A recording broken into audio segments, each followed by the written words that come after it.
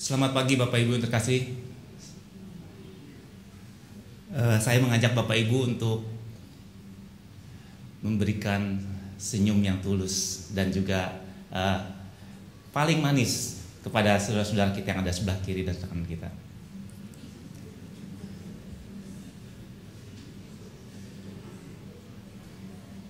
Baik, terima kasih. Luar biasa kalau memberikan senyum aja sudah membuat suasana menjadi jauh lebih cair. Minggu ini kita memasuki Minggu Prapaskah kedua, yaitu masa persiapan kita untuk menyongsong perayaan Paskah. Melalui Minggu Prapaskah kedua ini kita diajak untuk menghayati iman percaya kita secara pribadi melalui kematian dan juga kebangkitan Tuhan Yesus sebagai inti dari iman Kristen. Karena itu marilah kita membuka kehidupan kita dan meresapi dengan sungguh iman kita kepada Yesus, Tuhan dan Juru Selamat kita. Padamkanlah nafsu diri kita sehingga Kristus yang berkuasa atas diri, atas hati dan hidup kita. Terimalah diriku.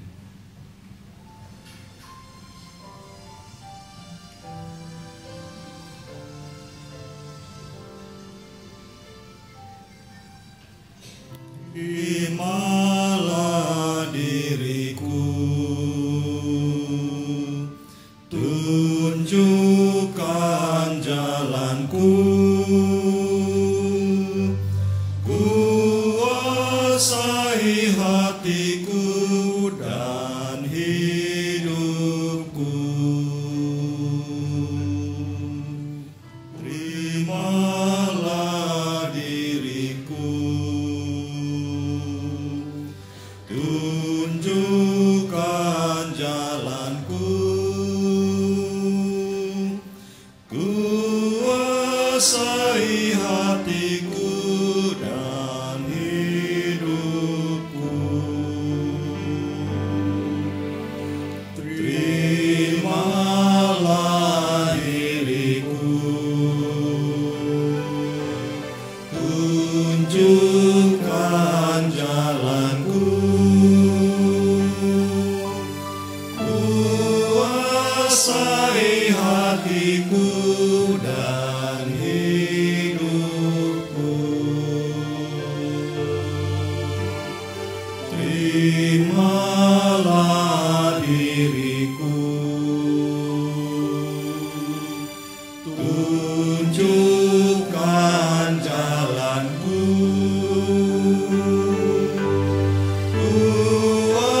kuasai hatiku dan hidupku. Bapak Ibu diundang untuk berdiri. Kita akan memulai ibadah kita pada pagi hari ini. Berpalinglah dari segala kenikmatan dunia. Bertobatlah dan kembali kepada Tuhan. Berpalinglah dari ambisi dan keserakahan. Bertobatlah dan kembali kepada Tuhan. Berpalinglah dari harta dan kekuasaan. Bertobatlah dan kembali kepada Tuhan. Mohonlah pengampunan, pemulihan, dan keutuhan diri di dalam Kristus. Kiranya hidup kita diperbarui saat ini. Terpujilah Kristus. Semua yang tercipta.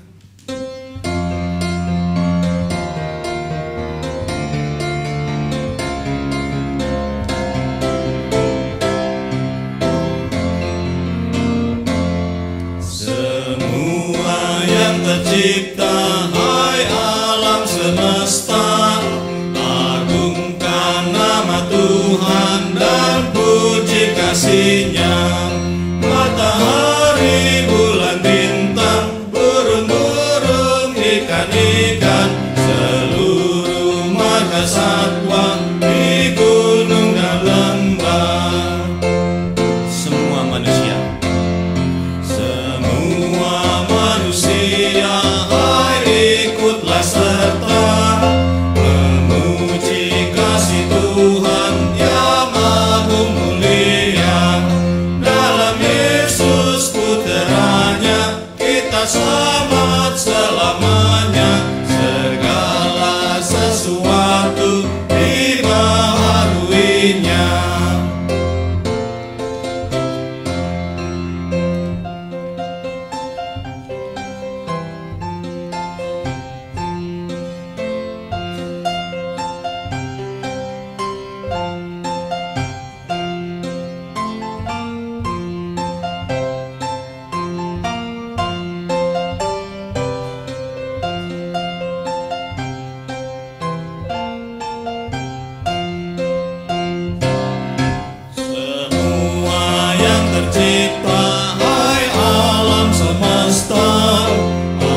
mengagungkan nama Tuhan dan puji kasih-Nya. Oleh Yesus disampaikan pengampunan, pendamaian, kelak di bumi baru genap semuanya.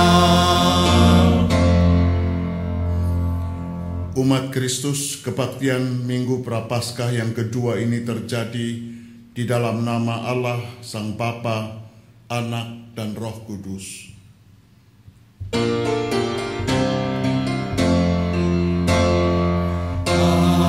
Amin, amin, amin, amin, amin,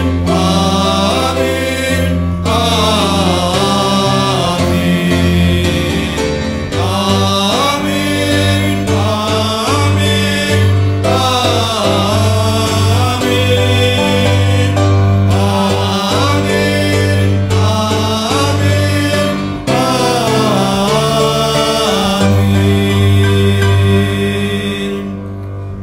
Damai Tuhan besertamu. dan besertamu juga.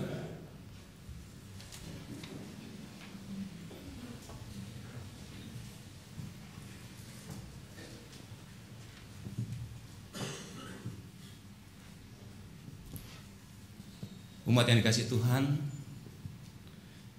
sekalipun aku harus mati adalah salah satu perkataan Petrus yang paling berani, paling yakin, dan juga paling spontan. Di tengah peringatan Tuhan Yesus kepada murid-muridnya menjelang kematiannya. Namun di balik keyakinan diri Petrus ini ternyata tersingkap kelemahan, sekaligus juga menjadi inti dari awal dari kegagalan Petrus. Karena itu untuk makin menghayati tokoh Petrus ini, pada pagi hari ini di minggu kedua masa Prapaskah ini, marilah kita menyaksikan sebuah tayangan video berikut ini.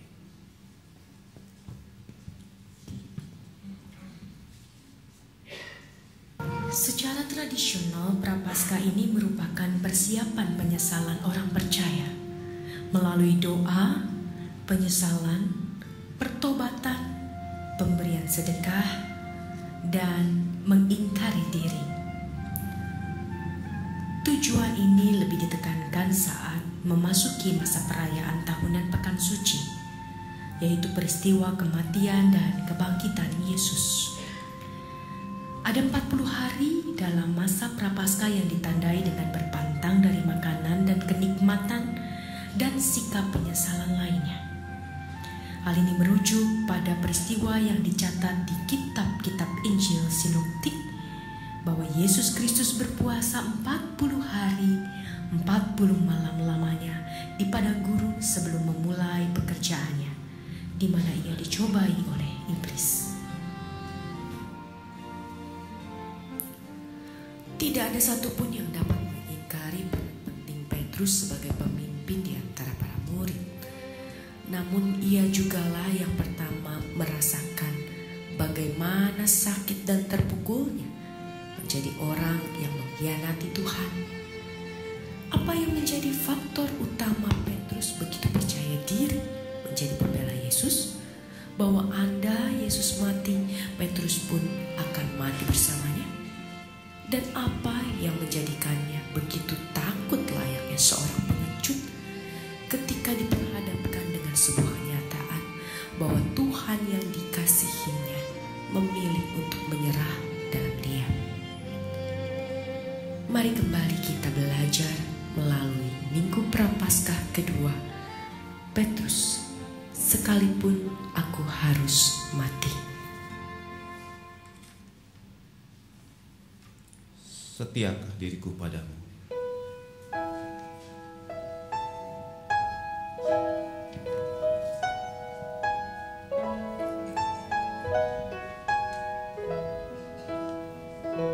Setiakah diriku padamu Tuhanku, dan siapkan hatiku mengiringmu terus. Ku harus mengaku tidak tekun, semangat pun rentan, dan jiwaku yang rapuh membuatku bercela. Kita nyanyikan bersama-sama.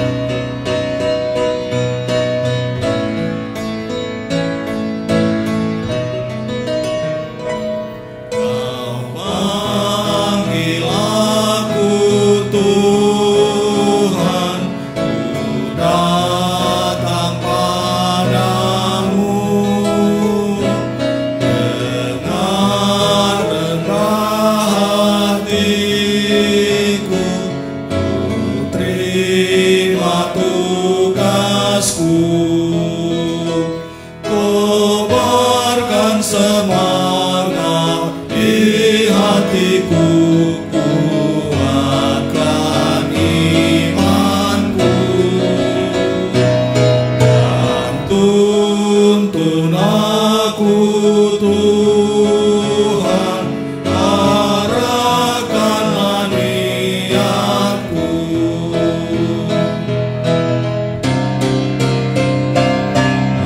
Mengapa jalan Tuhan meski letih lesu,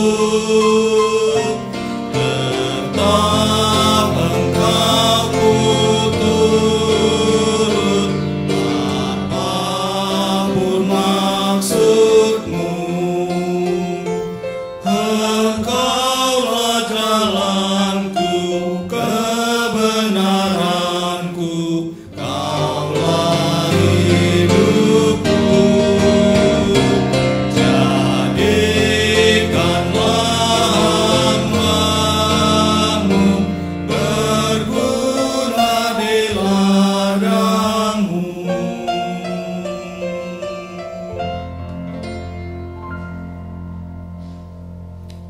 Umat yang dikasihi Tuhan,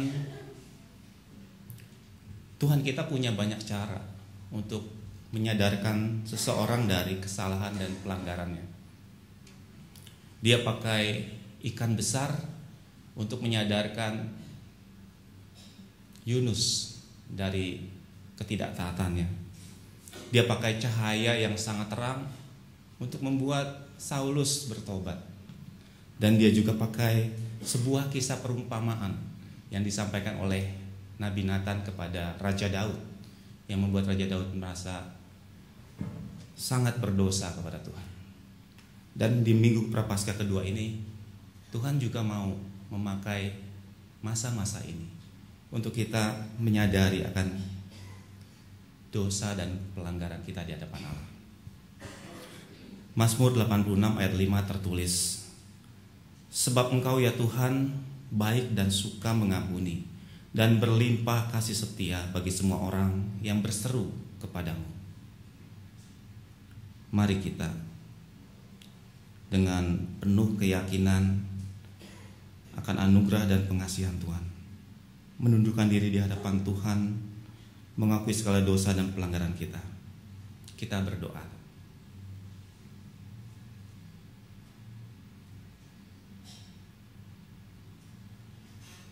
Ya Tuhan, Engkau adalah Allah yang sungguh baik kepada kami, Allah yang begitu mengasihi kami, Allah yang kasih-Nya tidak pernah berkesudahan dalam hidup kami. Namun kami lebih suka membalas kasih-Mu dengan kesenangan dan keinginan kami yang berdosa. Karena itu kasihanilah kami, manusia yang berdosa ini. Kami yang mengaku anak-anak Tuhan, namun perilaku kami seringkali menyakiti-Mu. Hidup kami tidak sesuai dengan kebenaran firman-Mu. sikap dan tutur kata kami seringkali menyangkalimu Tuhan. Ampunilah kami ya Tuhan. Kami memohon Tuhan selalu menegur, mengingatkan kami akan setiap pelanggaran kami. Bahkan Kau mengajari kami dan melayakkan kami hidup sebagai murid-Mu. Hanya di dalam Kristus Tuhan yang sudah datang untuk menebus dosa kami. Kami memohon. Amin.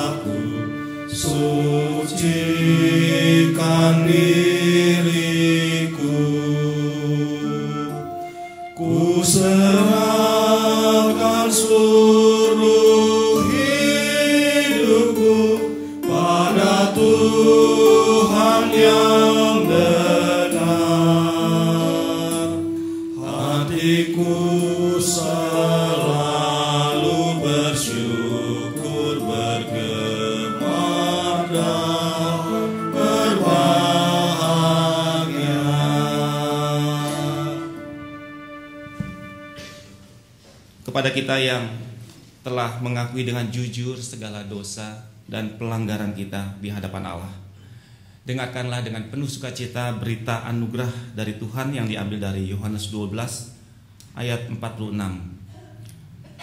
Aku telah datang ke dalam dunia sebagai terang, supaya setiap orang yang percaya kepadaku jangan tinggal di dalam kegelapan.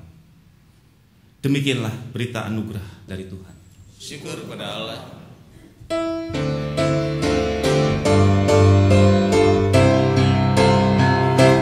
Bersukacitalah selalu, tunjukkan wajah gembiramu. Lihat teman di kanan kiri dan di sekitarmu, berikan salam damai, karena kasih karunia serta pengampunannya diberi. Hiduplah dalam damai, seorang dengan yang lain, itu kehendak Tuhan bagimu. Bersukacitalah selalu, tunjukkan wajah gembiramu. Lihat teman di kanan kiri dan di sekitarmu, berikan salam damai, karena kasih karunia serta pengampunannya diberi. Hiduplah dalam damai, seorang dengan yang lain, itu kehendak Tuhan bagimu.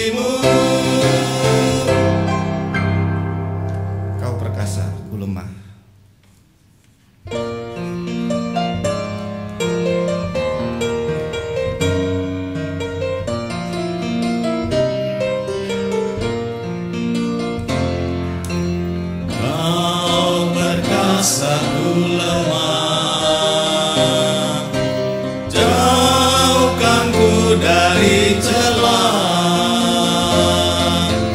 Hatiku amat tentram, asal aku dekat padamu. Makin akrab padamu, Yesus, ini doaku. Tiap hari Tuhanku, biar aku dekat padamu. Dalam dunia yang kelam,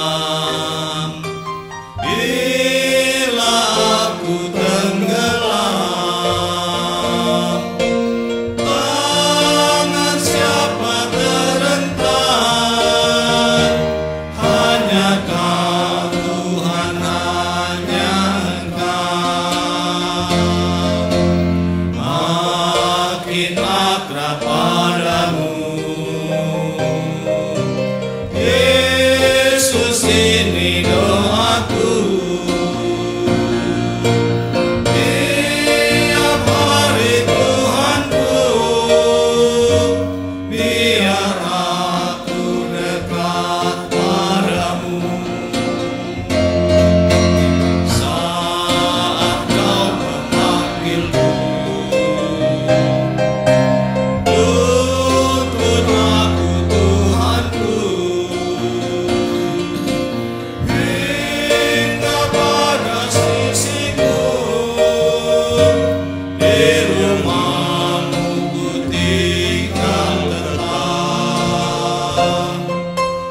Makin akrab padamu, Yesus, ini doaku. Tiap hari Tuhanku, biar aku dekat padamu.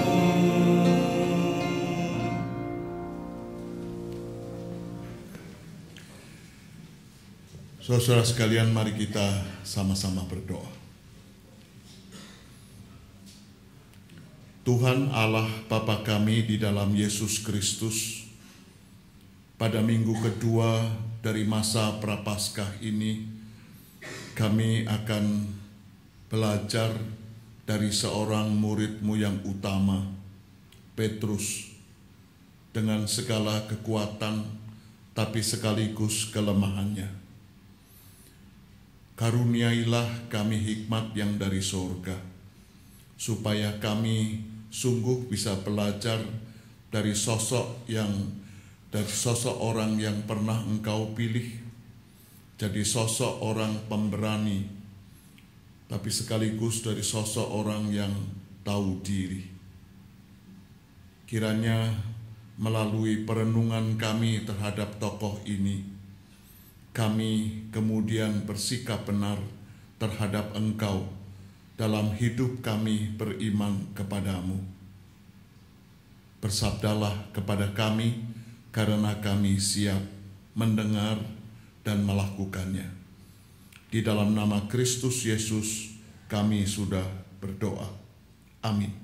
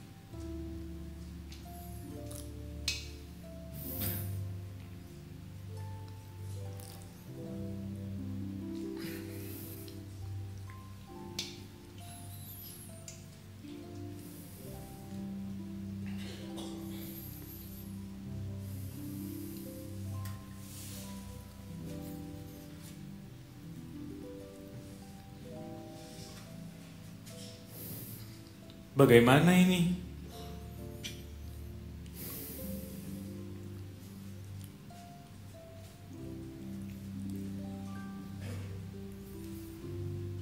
Dia yang telah memilih kami dan menuntun kami.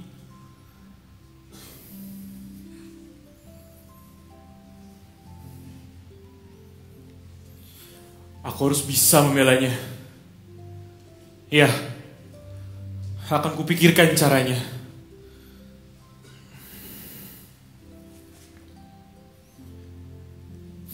Tidak. Tapi tidak sekarang.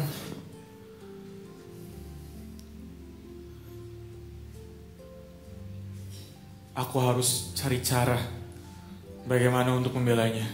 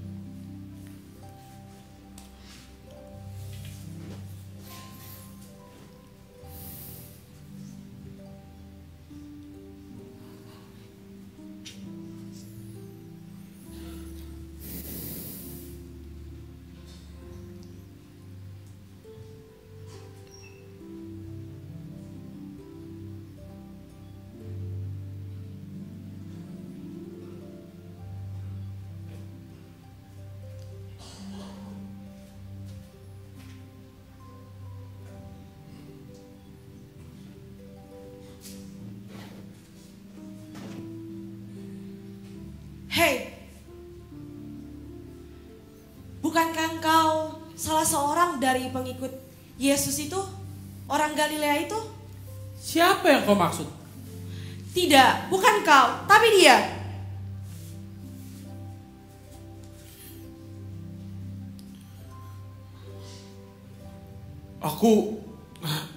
Kalian pasti salah orang.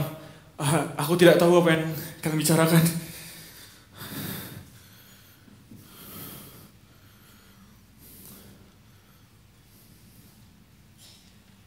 Ketika ia pergi ke gerbang pintu kota, ada seorang hamba lain melihat dia.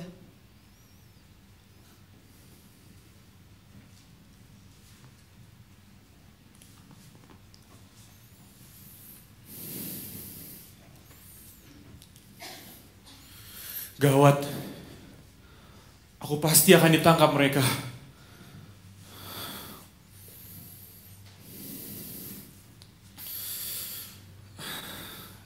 Bagaimana ini? Apa yang harus aku lakukan?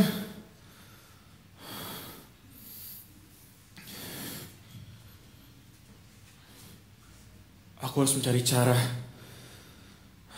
Lebih baik aku selamatkan diriku.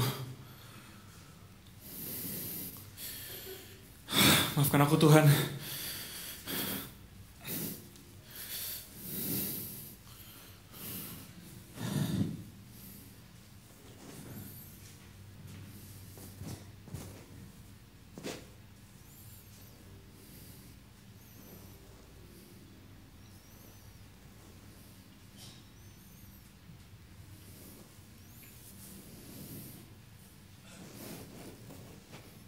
Hei,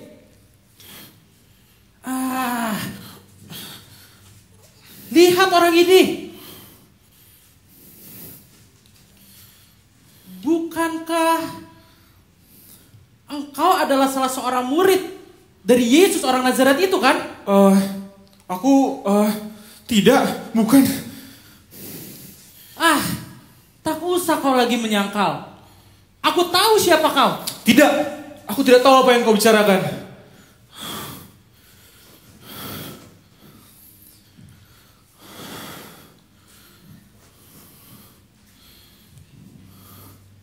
Tidak lama kemudian, beberapa orang dari antara kota itu datang mencari dan menemukan Petrus.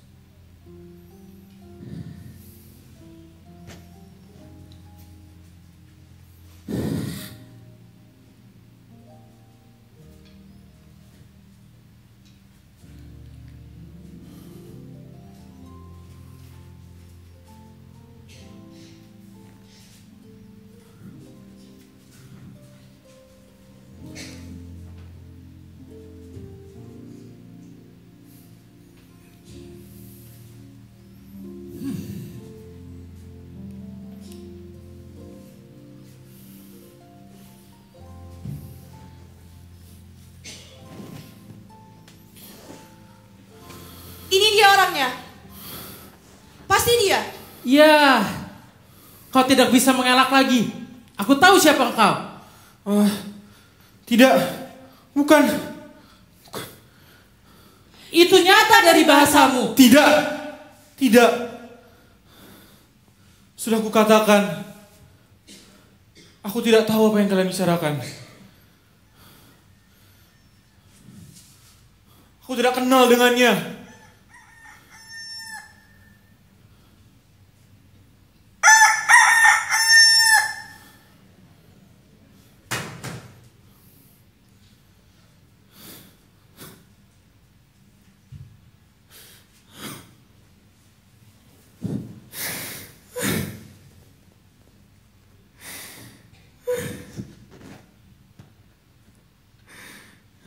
Maka teringatlah Petrus akan apa yang dikatakan Yesus kepadanya.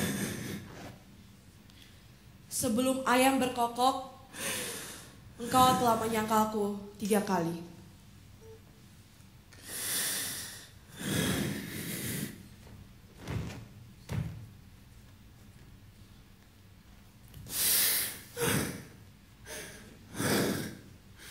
Apa yang telah aku perbuat? Apa yang telah aku perbuat, Tuhan?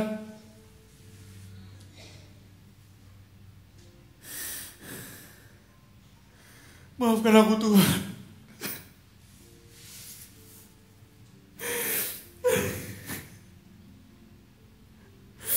Maafkan aku, Tuhan. Apa yang telah aku perbuat?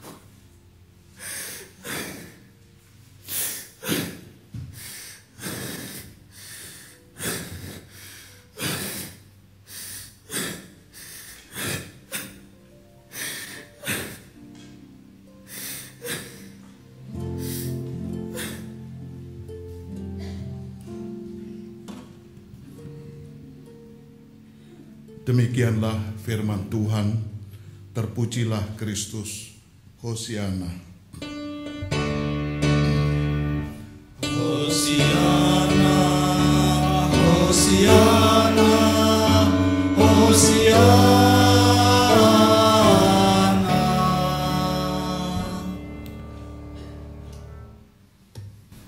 Rasanya sudah tidak usah khotbah ya. Visualisasi selalu lebih menarik. Saudara, saya sedikit mengubah tema kita. Saudara perhatikan apa perubahannya. Moga-moga saudara cukup jeli melihatnya.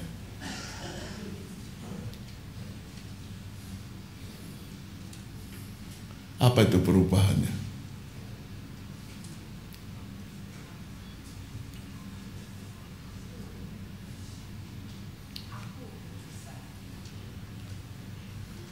Iya, itu akunya salah itu ya. Memang akunya salah. Harus mengakui salah. Tapi bukan itu. Saudara,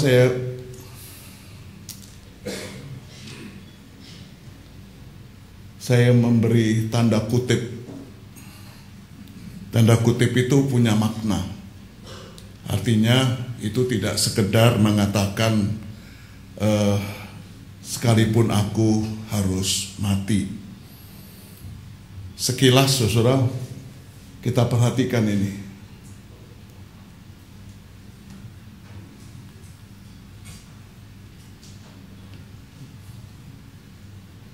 Ini Simon yang disebut Petrus. Ada yang cocok mirip mukanya dengan ini? Sedikit tentang pribadinya. Simon bin Yohanes, saudara dari Andreas. Statusnya menikah. Istrinya siapa kita tidak pernah tahu. Yang kita dengar cuma cerita mak mertuanya itu sakit, lalu disembuhkan oleh Yesus. Dia seorang profesional, kerjanya jadi nelayan dari Galilea. Meskipun barangkali Petrus dan Andreas itu berasal dari desa Betsaida. Kita tidak tahu persis sebab Galilea dan Betsaida seringkali dipakai bergantian. Tempat dia dipanggil oleh Yesus juga kita tidak tahu persis sebab dua Injil berbeda tempat. Yang satu di tepi pantai, yang satu entah di mana.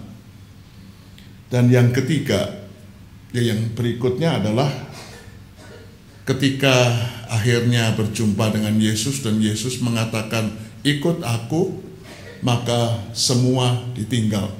Ikan yang 5.000 ekor itu ditinggal begitu saja. Itu sedikit curricula vitae dari Petrus. Yang berikutnya, apa peran dia di antara murid Yesus?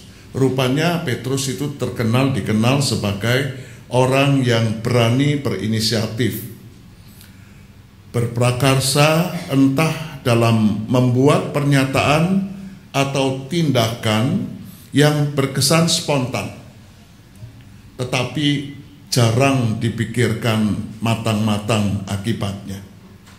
Orangnya spontan, orangnya meledak-ledak, cepat memberi tanggapan, tapi begitu kadang-kadang rupanya tipikal orang Galilea begitu ya. Orang Galilea, kalau disebut Galilea itu orangnya keras, kasar, sedikit bodoh, agak terbelakang, itu ciri khas Galilea. Karena itu saudara, kalau kita pergi ke Kisah Para Rasul pada waktu murid-murid berbicara dalam bahasa lain sesudah menerima Roh Kudus, lalu ada yang nyeletuk ketika ditanya, kok mereka bisa berbahasa dengan bahasa ibu kita, bahasa dari negeri kita masing-masing. Bukankah mereka semua itu orang Galilea? Galilea itu kalau kita norak, kampungan, desani, ya, orang udik kalau orang Betawi mengatakan begitu. Jadi temperamennya kasar. Karena itu salah seorang calon murid, Nathanael misalnya, mengatakan, emang ada yang baik yang datang dari Nazaret. Sebab wilayah yang paling sering memberontak itu Galilea. Dan Petrus berasal dari sana. Contohnya beberapa itu. Ketika Yesus mengatakan anak manusia akan pergi ke Yerusalem dan seterusnya dan sebagainya, lalu Petrus spontan mengatakan, itu nggak mungkin terjadi sama kamu. Dia selalu membayangkan bahwa Yesus itu begitu berkuasanya, karena itu tidak mungkin kalau dia akan menderita, akan mati, tidak ada yang bisa mengalahkan dia. Sampai Yesus mengatakan apa? Saudara ingat reaksi Yesus ketika Petrus bilang, nggak mungkin itu.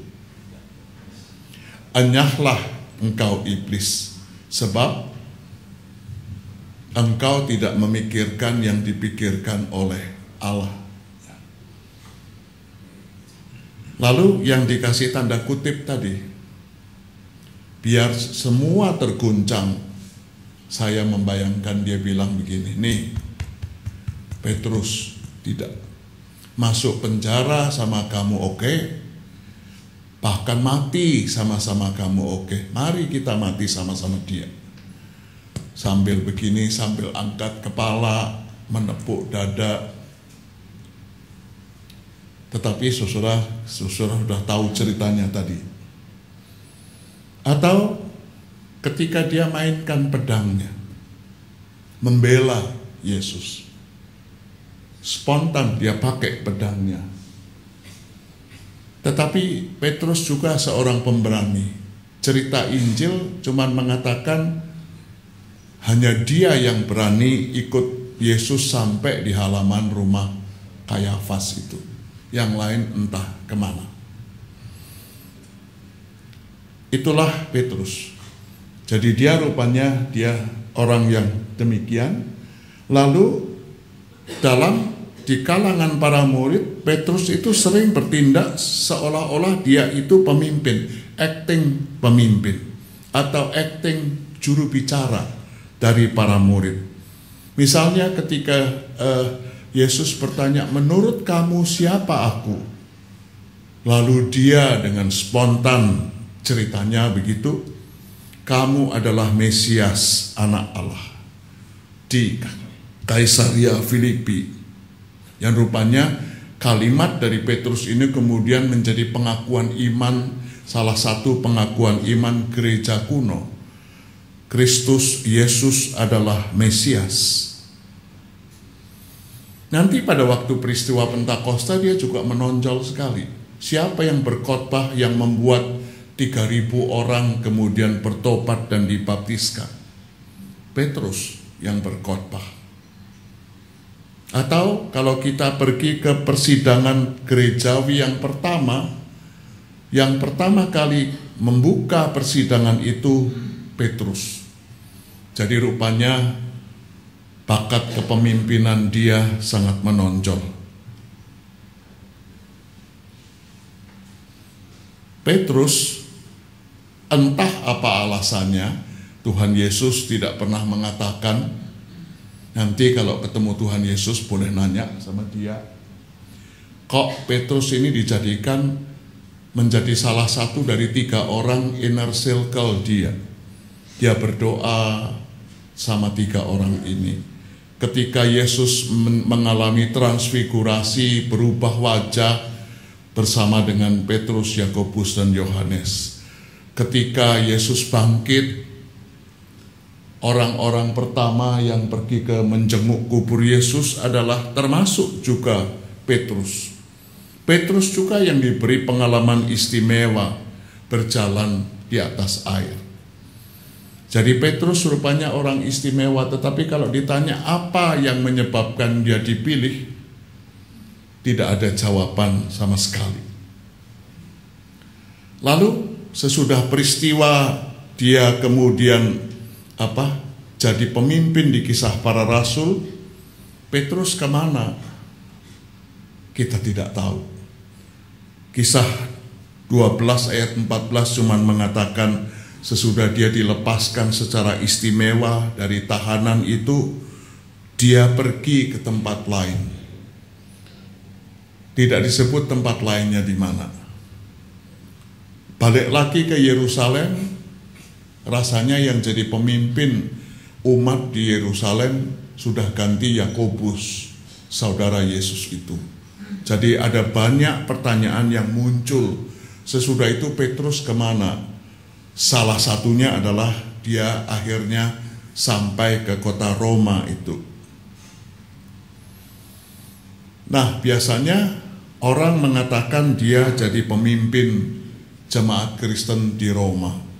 Sampai sekarang Paus mengatakan mereka itu pewaris tahta Petrus.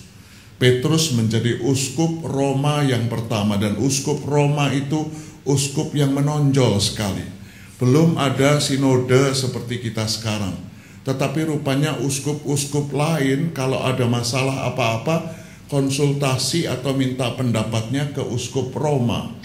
Dan itu katanya dikuatkan karena Tuhan Yesus mengatakan tentang Petrus, di atas batu karang ini aku mendirikan gerejaku.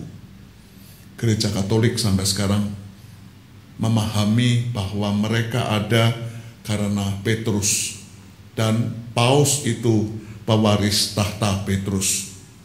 Apakah kuburannya ada di bawah Basilika Santo Petrus? Kita tidak tahu. Mungkin kalau ada yang sampai ke sana, nanyalah.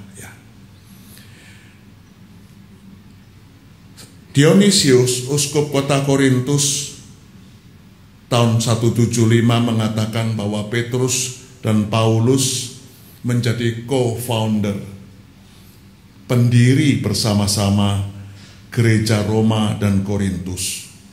Bapak-bapak gereja yang lain, Tertullianus, Origenes, Eusebius, cuman bercerita tentang nanti akhirnya Petrus bersama-sama dengan Paulus mati di kota Roma bersama-sama.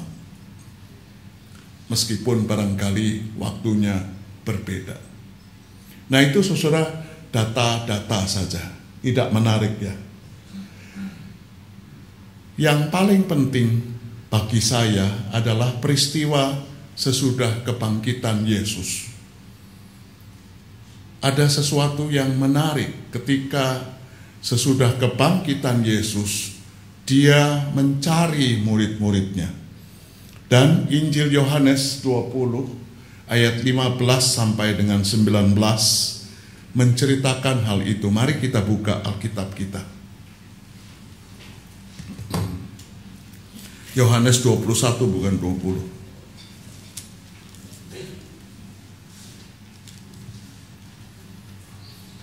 Yohanes 21 ayat 15 sampai dengan 19.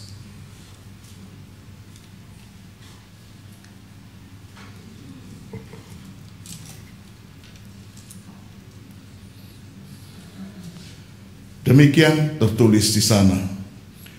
Sesudah sarapan, Yesus berkata kepada Simon Petrus, "Simon, anak Yohanes, apakah engkau mengasihi aku lebih daripada mereka ini?" Jawab Petrus kepadanya, "Benar Tuhan, engkau tahu bahwa aku mengasihi engkau." Kata Yesus kepadanya, "Gembalakanlah domba-dombaku." Kata Yesus pula kepadanya untuk kedua kalinya, "Simon, anak Yohanes, apakah engkau mengasihi aku?" Jawab Petrus kepadanya, "Benar Tuhan, engkau tahu bahwa aku mengasihi engkau." Kata Yesus kepadanya, "Gembalakanlah domba-dombaku." Kata Yesus kepadanya untuk ketiga kalinya, "Simon, anak Yohanes, apakah engkau mengasihi aku?" Maka sedih hati Petrus karena Yesus berkata untuk ketiga kalinya, "Apakah engkau mengasihi aku?" Dan ia berkata kepadanya, "Tuhan, engkau tahu segala sesuatu. Engkau tahu bahwa aku mengasihi engkau." Kata Yesus kepadanya, "Gembalakanlah domba-dombaku. Aku berkata kepadamu, sesungguhnya ketika engkau masih muda, engkau mengikat pinggangmu sendiri dan engkau berjalan kemana saja kau kehendaki. Tetapi jika engkau sudah tua, engkau akan mengulurkan tanganmu dan orang lain akan mengikat engkau dan membawa engkau ke tempat yang tidak kau kehendaki." Hal ini dikatakannya untuk mengatakan bagaimana Petrus akan mati dan memuliakan Allah. Sesudah mengatakan demikian, ia berkata kepada Petrus, "Ikutlah aku."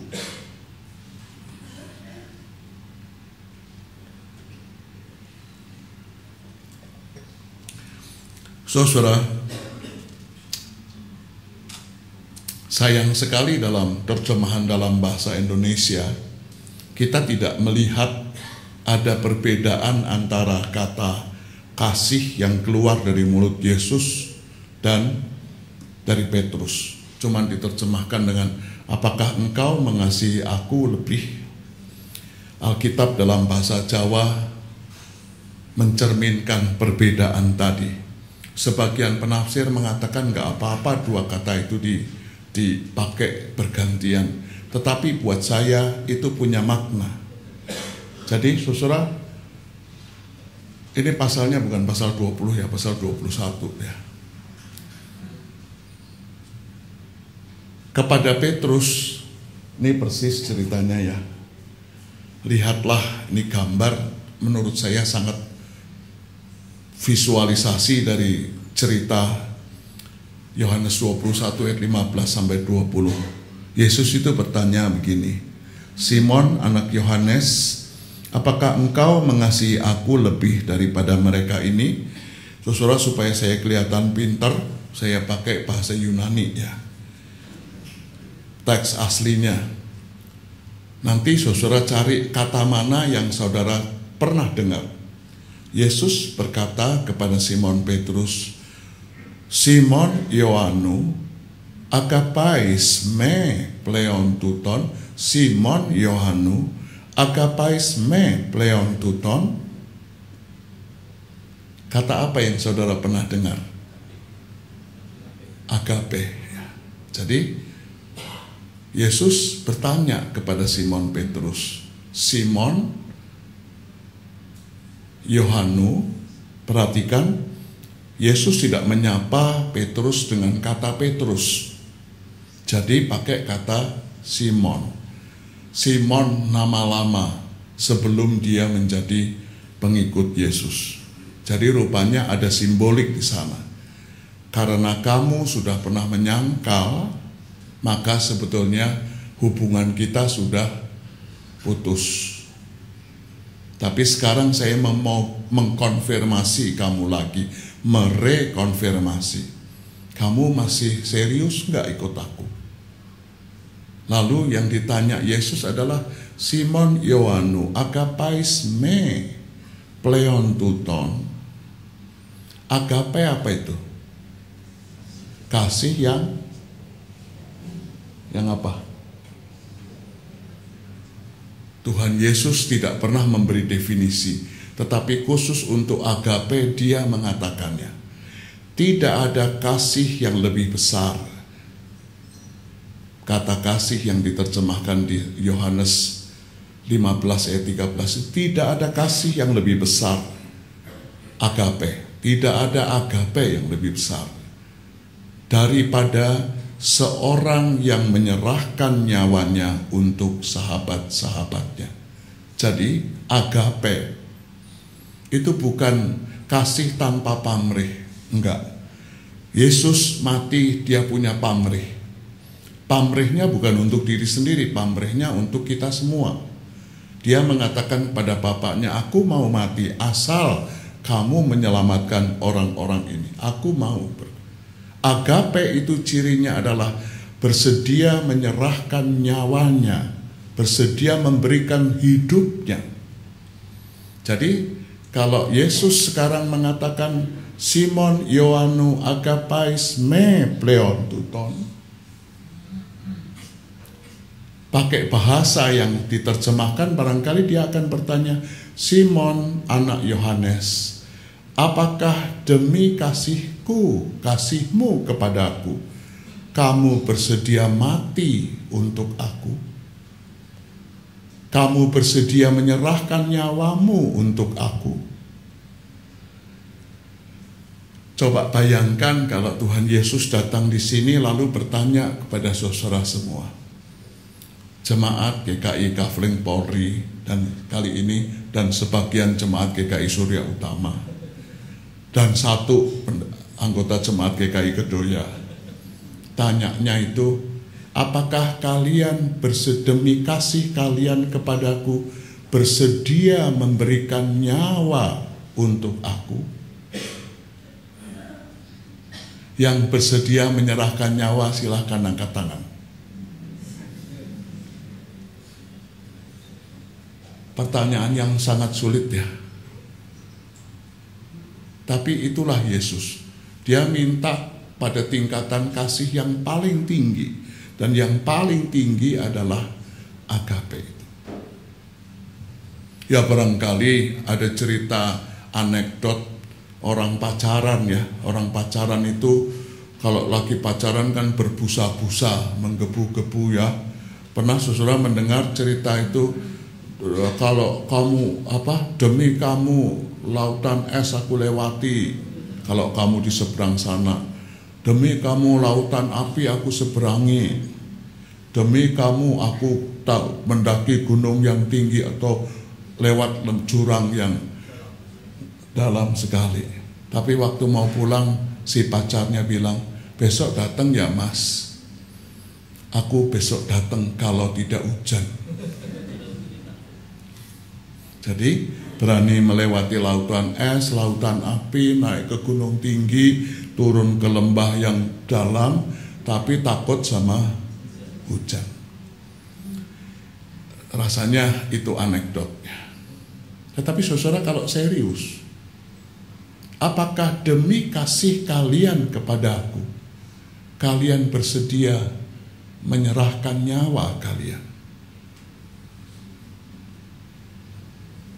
Boro-boro nyawa ya.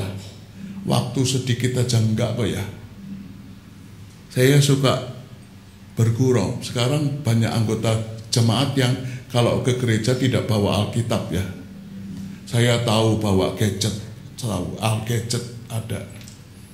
Saya pernah nanya, kenapa Bapak nggak bawa Alkitab? Padahal saudara yang hidup umur seperti saya 60-an, dulu kalau kita ke gereja bawaannya apa saja? Alkitab dan buku nyanyian sendiri ya. Lalu si bapak ini mengatakan, Pak Sam, nanti pulang dari gereja kami mau makan di mall katanya. Lah saya bilang, kan Alkitab tidak perlu ditenteng-tenteng, taruh aja di mobil. Kalau bawa Alkitab aja sudah nggak mau, apalagi suruh mikul salib ya. Benar apa enggak? Apalagi suruh menyerahkan nyawa. Itu sudah tidak mungkin lagi, mustahil. Dan Yesus tidak mulai dari apa kamu bersedia memberikannya, memberikan waktumu, sedikit uangmu, sedikit tenagamu, sedikit intelektualitasmu. Enggak. Dia langsung dengan pertanyaan yang tinggi, paling tinggi. Apa kamu bersedia menyerah? Saya membayangkan, saudara, kalau ini ditanyakan kepada Petrus sebelum peristiwa yang tadi kita saksikan, dia pasti angkat kepala, memandang Yesus dengan mata tajam sambil menepuk dada mengatakan, biar yang lain terguncang-guncang nih Petrus, masuk penjara sama kamu oke, mati sama kamu oke. Tetapi kan dalam kenyataannya tidak begitu. Jadi nanti buat yang main 3 orang itu tadi masih kurang keras. Sebab pada satu teks Petrus malah mengatakan dia bersumpah. Sumpah menguatkan tentang apa? Bahwa dia tidak mengenal orang itu. Dia bersumpah dan mengatakan, aku tidak kenal orang itu.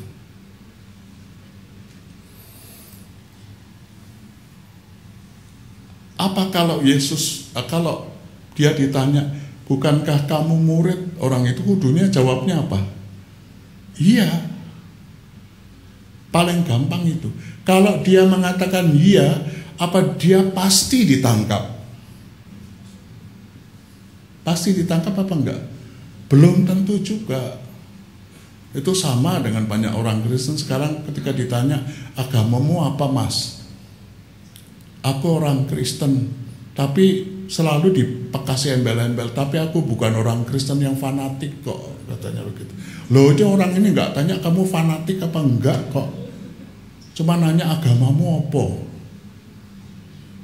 Nah kalau semua bilang aku bukan orang Kristen yang fanatik, sudah tidak ada agama Kristen ya. Yang fanatik yang jelek itu fanatik yang membabi buta, itu yang jelek. Kita mesti fanatik sama Yesus. Harus fanatik. Jangan pernah mengatakan saya bukan orang Kristen yang fanatik hanya karena emang kalau saya ngomong saya orang Kristen saya pasti dibunuh. Belum tentu ya. Itu pelajaran dari Petrus yang pertama. Dia jago kandang. Dia sukanya melecehkan teman-temannya, memandang enteng teman-temannya. Tapi ternyata dalam praktek sama saja. Dia bukan apa-apa. Karena itu temanya tadi saya kasih tanda kutip. Biar aku mati tapi pakai tanda kutip. Sebab kenyataannya tidak demikian. Lalu apa jawab Petrus? Saya senang pada lukisan ini karena lukisan ini menggambarkan sikap tubuh, bahasa tubuh dari Petrus ketika dia mengatakan jawabannya. Lihat sikapnya, matanya berani menatap Yesus apa enggak? Enggak. Wajahnya menunduk. Lalu perhatikan tangannya. Khas Jawa ya. Ngapurancang.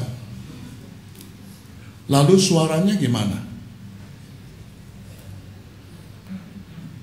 Angkat kepala sambil mengatakan, "Nih, aku Petrus bersedia mati demi engkau."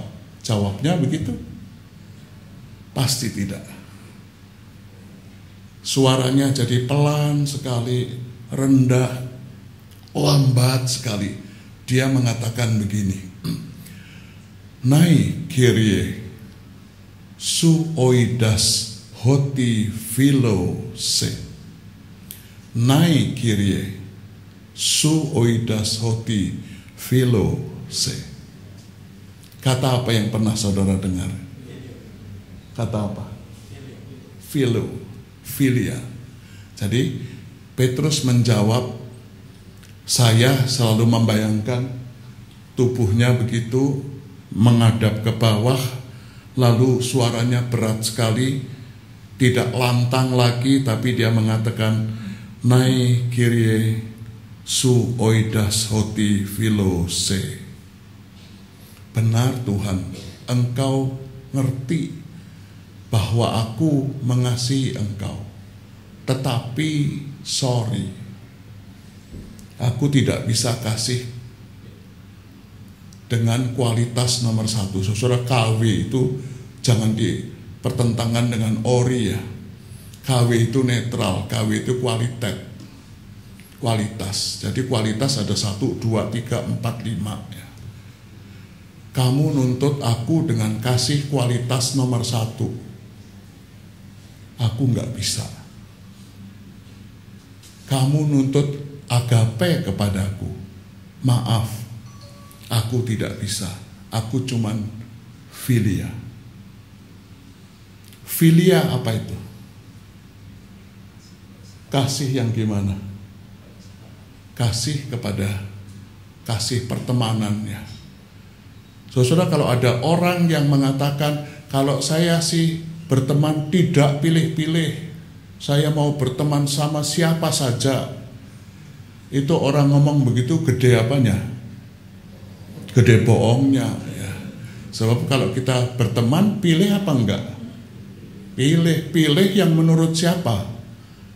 Menurut saya, menurut selera saya.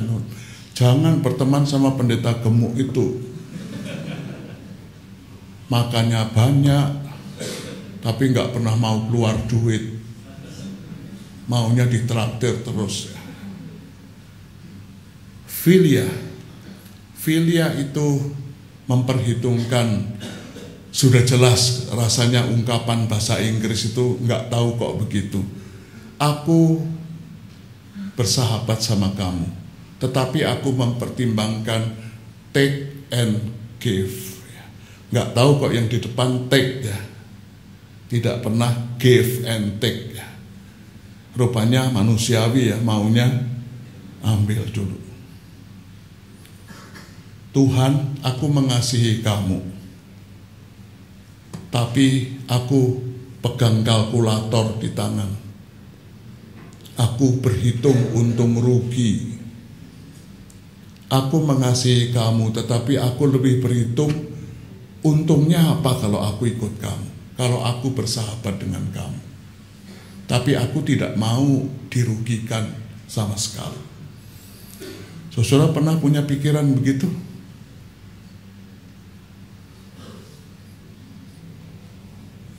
Yesus itu marketingnya jelek sekali ya. Kalah sama pendeta-pendeta Jakarta. Pendeta-pendeta Jakarta itu ngakunya jemaatnya 20.000, 30.000, 10 pendeta aja ngaku begitu. Sebetulnya Jakarta sudah Kristen semua kalau begitu. Nyatanya kan tidak ya. Kenapa? Karena mereka mengatakan kalau kamu ikut Yesus, kamu akan diberkati, kamu akan imun terhadap penyakit, kamu pasti punya anak, kamu pasti lebih sukses, bisnismu selalu lebih besar. Kamu bukan ekor tapi kepala, katanya begitu. Nah, salah marketingnya Yesus apa? Kalau kamu mau mengikut aku, terusannya apa? Kamu harus menyangkal dirimu dan mengikut aku. Jujur saudara, kalau ini kali pertama saudara dengar, dan sekarang saudara mesti memutuskan ikut Yesus apa enggak. Tetapi Yesusnya mengatakan, kalau kamu mau ikut aku, kamu mesti menyangkal dirimu dan memikul salibmu. Kalau pertama kali saudara dengar kalimat ini, pertama kali saudara mau pilih ikut apa enggak, ikut atau enggak? Aduh Tuhan, aku itu kan ikut kamu supaya, paling tidak biasanya kalau orang tua sudah mau meninggal belum percaya, ayo om percaya om, supaya apa? Supaya jalanmu terang, kamu pergi kemana jadi jelas, begitu kan ya? Aku ikut Tuhan setia supaya apa? Supaya berkat lebih banyak. Apa berarti tidak? Itu berarti kita tidak pernah memberikan apa-apa semua kepada Tuhan? Pernah. Jangan bilang tidak pernah. Apa yang kita berikan semuanya kepada Tuhan? Tuhan, kami serahkan kepadamu semua pergumulan kami. Semua kesulitan dan kesukaran kami serahkan kepadamu. Segala sakit penyakit kami. Ada yang berani mengatakan, Tuhan, sekarang saya serahkan seluruh aset saya, uang saya kepadamu. Oh, banyak pendeta yang sudah meninggalkan bisnisnya, katanya begitu ya. Tapi ikut Tuhan supaya apa? Duitnya jadi lebih banyak, jadi lebih kaya ya. Sekarang lagi diincar sama pajak itu. Lebih kaya daripada dari orang bisnis sekarang ya. Dan bebas pajak. Filia sangat. Dan Petrus mengatakan, Tuhan, nai kiriesu oidas hoti filose. Tuhan, saya tahu diri. Saya sudah belajar dari pengalaman saya. Ketika saya menepuk dada, ketika saya tatap matamu, ketika saya dengan lantang mengucapkan mati pun bersedia. Dalam kenyataannya tidak cuman begini, tidak begini, malah begini. Jadi aku mengasihi engkau, tapi aku sadar diri. Aku tidak mau mengulangi kesalahanku. Lalu apa kata Yesus? Apa kata Yesus menanggapi filia dari Petrus ini? Gembalakanlah domba-dombaku. Aneh ya. Justru ketika pada orang yang begitu, Tuhan Yesus menyerahkan pekerjaannya yang besar itu kepada seorang Petrus yang jatuh.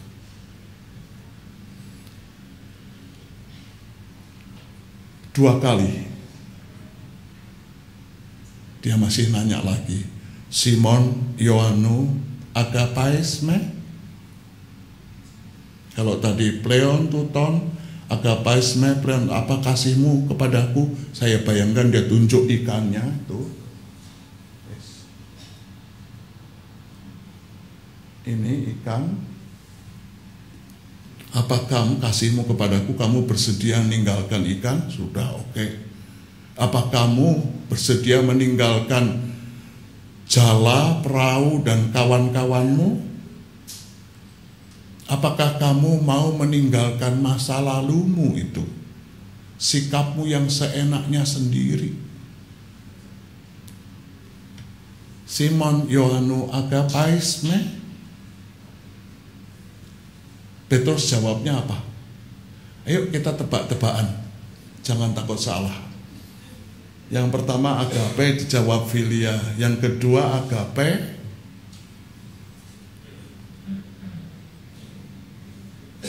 jawab aja, jangan takut salah.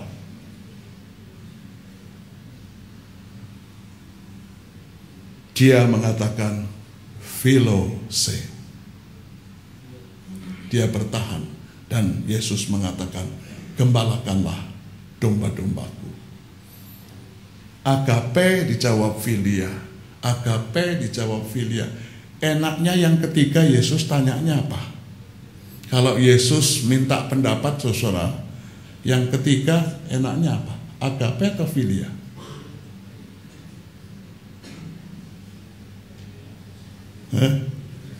Agape apa filia? Nggak apa-apa kok, salah nggak apa-apa. Yesus bertanya, Simon Yohanu philes me, apa kamu benar menaruh filia kepadaku? Jawabnya apa? Mari kita lihat, agape dijawab filia, agape dijawab filia. Sekarang filia.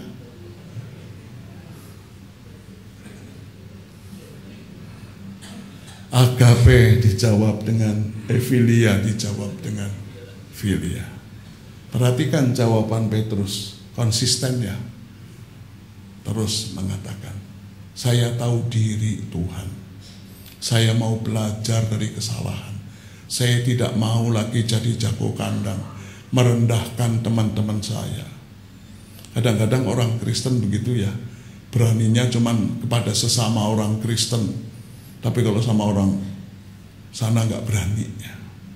Karena itu kalau ada orang sana jadi Kristen lalu dijadikan corong, jadi jagoan. Petrus belajar, dan ini yang paling penting buat kita. Petrus berbeda dengan Yudas Iskariot. Petrus, sayang tadi tidak terekam ya. Akhirnya si Petrus nangis tadi, sujud tadi. Sebab Injil mengatakan tentang Petrus ketika apa?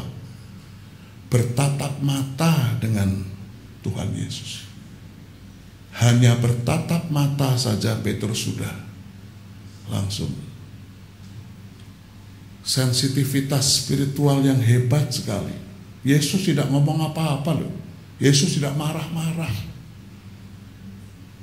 Tetapi begitu bertatap mata saja dia menyesal sekali. Dia menyesal. Sayang Yudas tidak seperti Petrus ya. Coba Yudas kemudian berlari-lari ke kayu salib itu dan dia pegang kaki Yesus yang berdarah-darah itu dan mengatakan, Tuhan minta maaf, ampuni saya. Saya sudah bikin salah besar sekali. Diampuni enggak oleh Tuhan Yesus?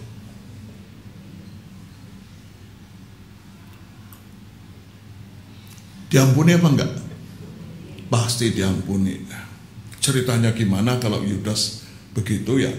Untung kok ceritanya tidak begitu ya. Saudara, gembalakanlah domba-dombaku kepada orang yang rendah hati semacam ini. Orang yang bisa belajar dari pengalaman jatuh. Orang yang kemudian membuka diri untuk pekerjaan Roh Kudus itu.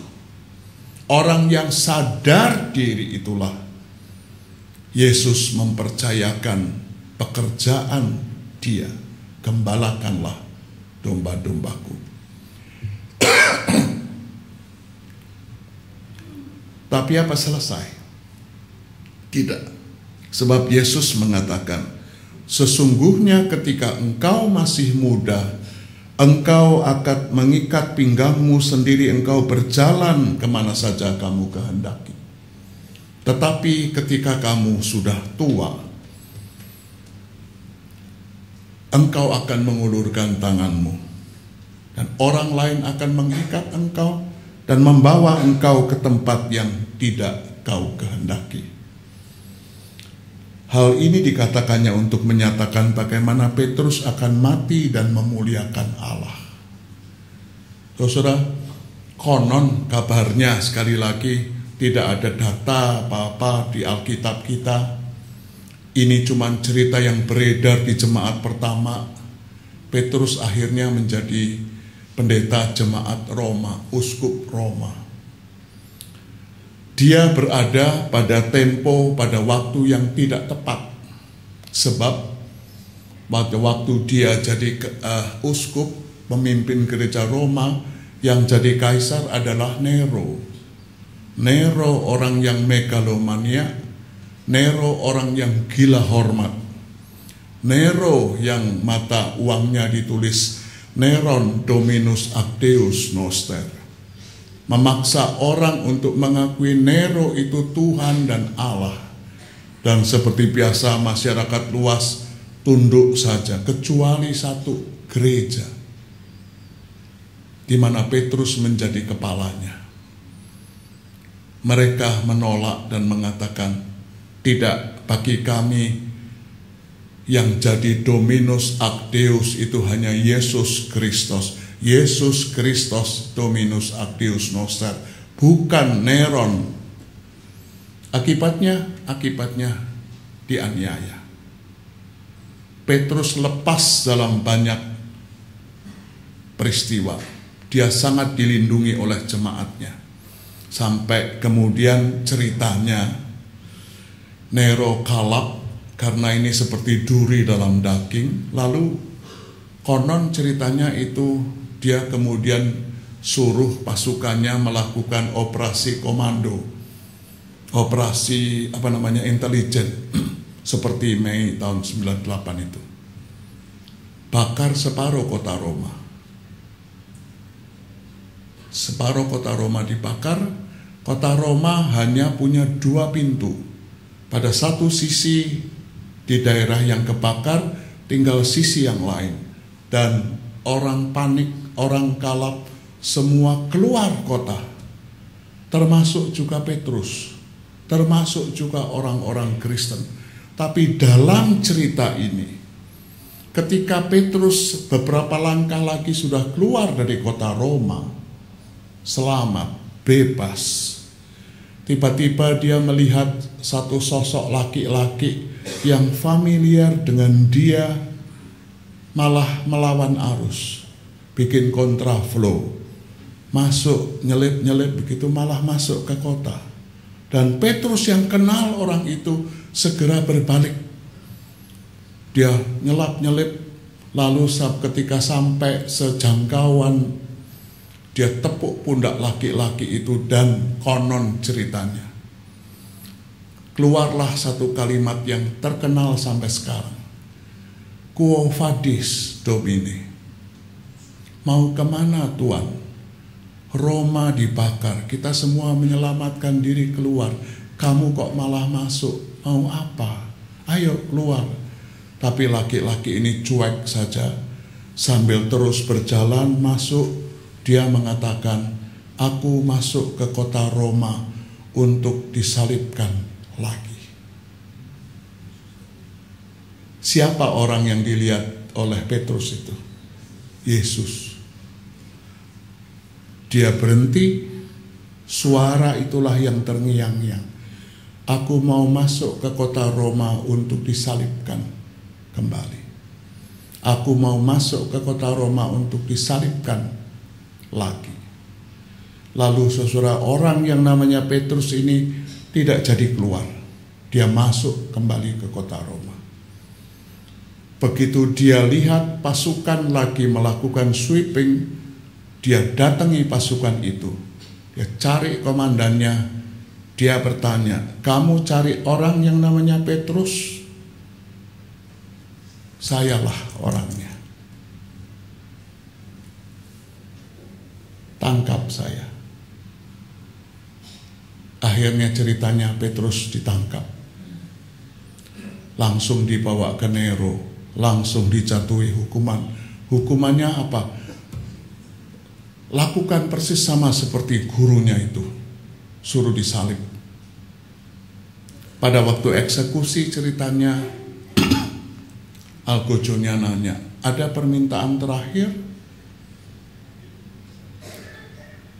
Lalu Petrus malah cerita macam-macam. Cerita dia dipanggil, cerita dia menyangkal Yesus segala.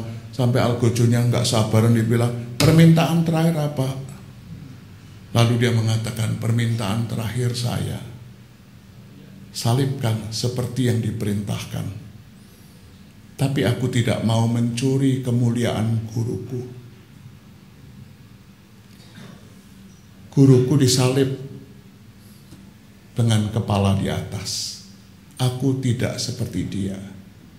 Salibkan aku dengan kepala di bawah. Salib Petrus itu tanda kali, lalu dia disalib dengan kepala di bawah. Apa yang dikatakan oleh Tuhan Yesus digenapi. Saudara, filia harganya filia? Ternyata enggak. Ketika pada waktu dibutuhkan, filia itu jawabnya agape. Filia itu berubah jadi kesediaan menyerahkan diri. Kita tidak usah cari kematian. Tetapi kalau kematian karena iman itu akhirnya datang juga kepada kita, mari kita ingat kepada Petrus. Filia yang berharga, agape, dan jangan dibalik. Jangan dibalik, selalu bilang agape, agape, agape, tetapi dalam kenyataannya filia jangga.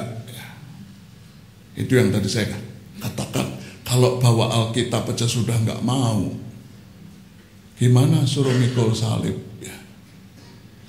Jujur aja, saudara, kalau pakai HP, Alkitab saudara pakai HP, godaannya banyak apa enggak? Banyak sekali. Begitu lihat bacaannya langsung thread WA, thread Facebook, thread. Bener kan? Ada loh kameranya di sini, semua lihat apa yang saudara lakukan. Belajarlah dari Petrus. Rendah hati, tahu diri, meletakkan tempat persis di bawah Tuhan. Kalau dibutuhkan agape, menyerahkan diri. Amin.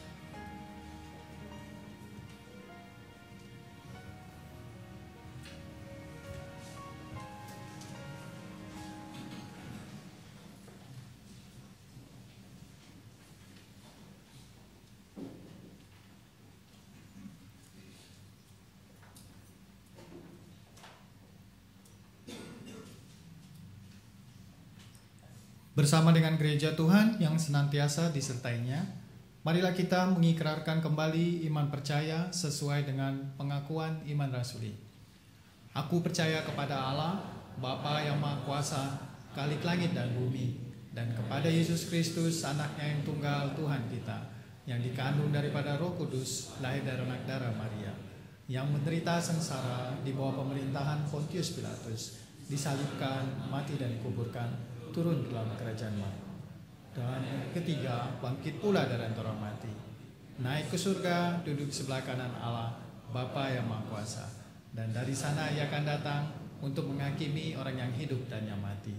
Aku percaya kepada Roh Kudus, gereja yang kudus dan am, persekutuan orang kudus, pengampunan dosa, kebangkitan orang mati, dan hidup yang kekal. Silakan duduk.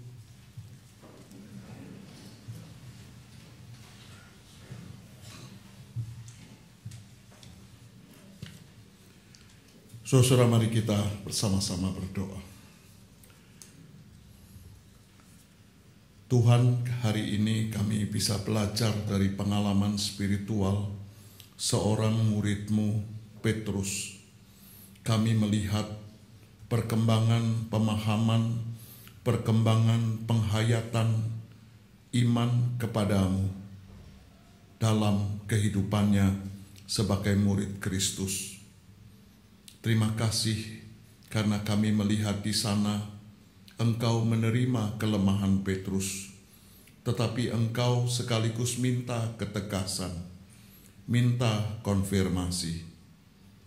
Syukur kami kepadamu, kami bisa belajar dari Petrus untuk bersikap rendah hati, tahu diri, bisa menempatkan diri, tidak suka memandang enteng rekan-rekan dan kawan-kawan sesama murid, dan bisa belajar serta bangun dari kejatuhan untuk kemudian menjadi saksi yang berani, tetap rendah hati, tetapi ketika waktunya datang, nyawa diminta, dia pun memberikan nyawanya untuk Engkau.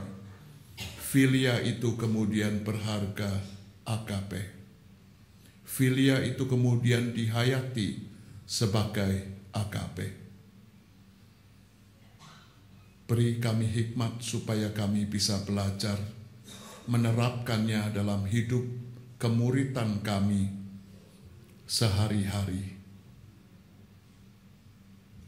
Tolonglah kami agar kami bisa belajar apa yang baik dan benar dari Petrus.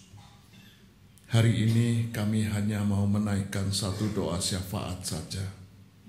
Kami mau mendoakan anak Nanda dan Kaleb yang semalam mengalami kecelakaan. Kami berterima kasih kepadamu karena Engkau menyelamatkan mereka berdua. Mereka berdua mendapat pertolongan yang tepat dan mereka berdua bisa pulang. Tapi kami tetap berdoa untuk pemulihan mereka berdua. Engkau memberi hikmat juga kepada mereka berdua supaya mereka bisa belajar untuk tidak melakukan kesalahan lagi seperti semalam. Kami serahkan mereka berdua untuk pemulihannya ke dalam tangan-Mu. Biar Engkau saja yang memberkati melalui orang tua, melalui sanak saudara dan kami semua yang mengasihi mereka berdua.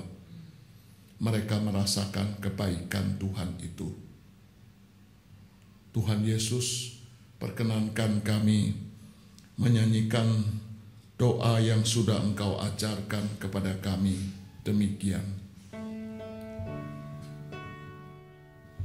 Bapa kami yang ada di sorga, dikuduskanlah nama-Mu,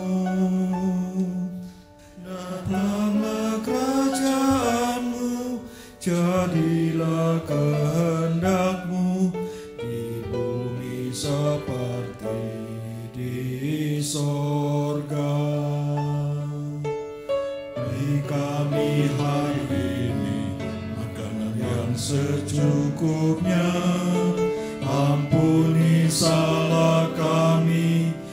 hati kami, ampuni yang bersalah pada kami. Jangan bawa kami dalam pencobaan, melainkan lepaskan kami dari yang jahat. Sebab Kaulah yang punya kerajaan dan kuasa dan kemuliaan sampai selama-lamanya. Amin.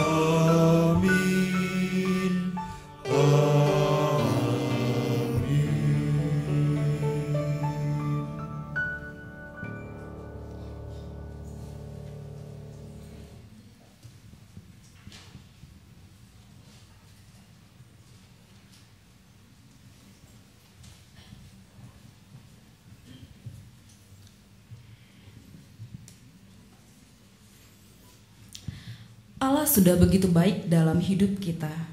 Pengampunan dan penyertaannya benar dan nyata.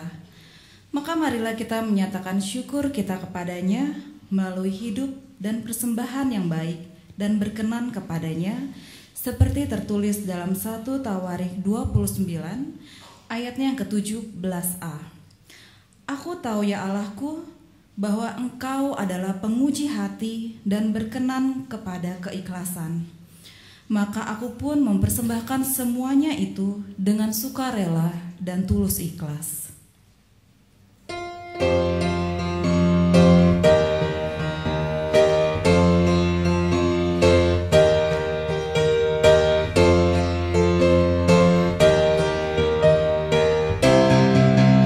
Bersukacitalah yang halis hatinya, dan salib Kristus Rajamu terus sanjungkanlah. Bersukalah, nyanyikan syukurmu.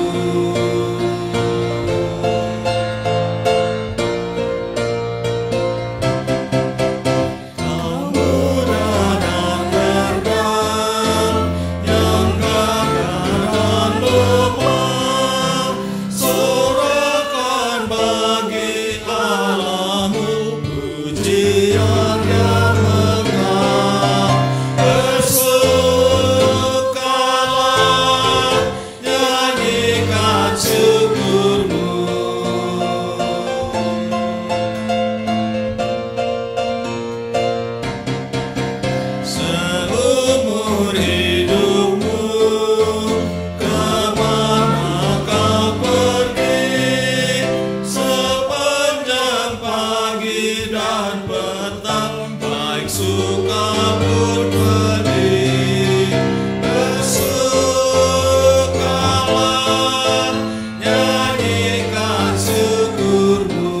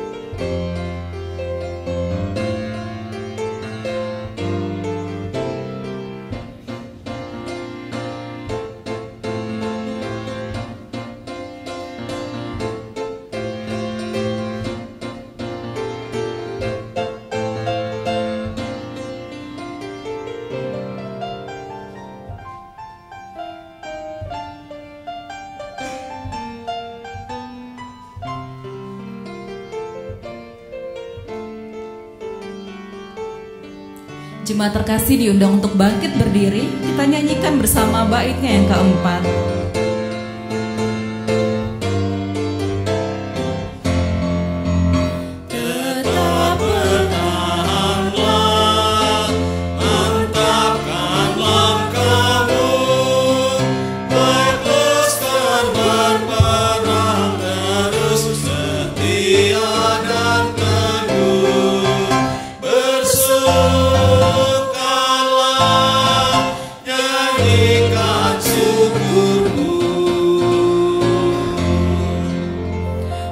Satu dalam doa.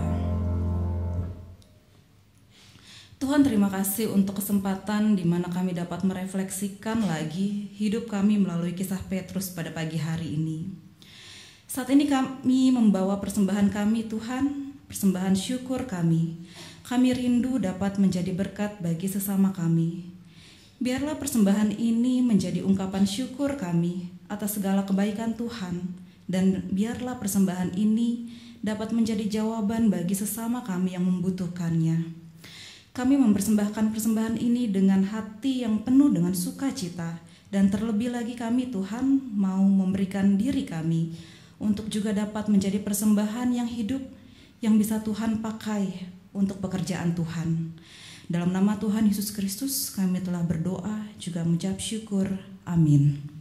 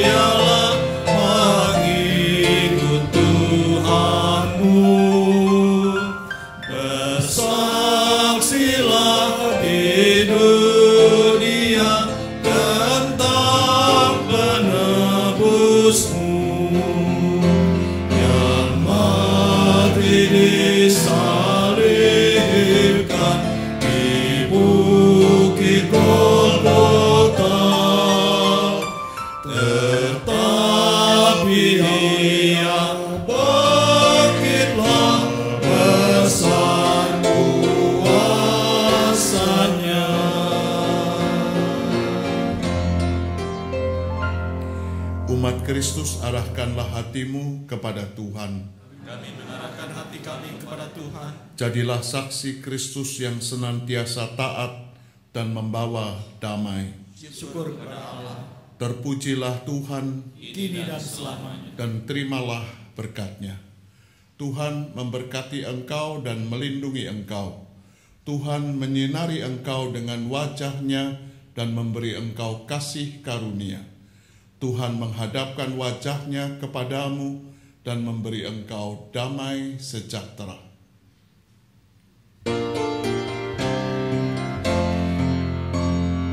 Hosiana, amin.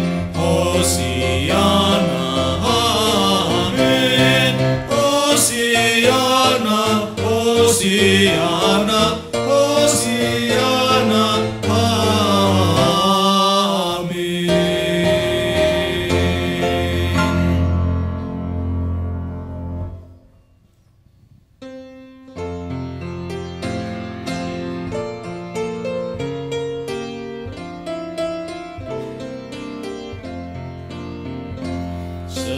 setia setialah menjadi hamba-Nya.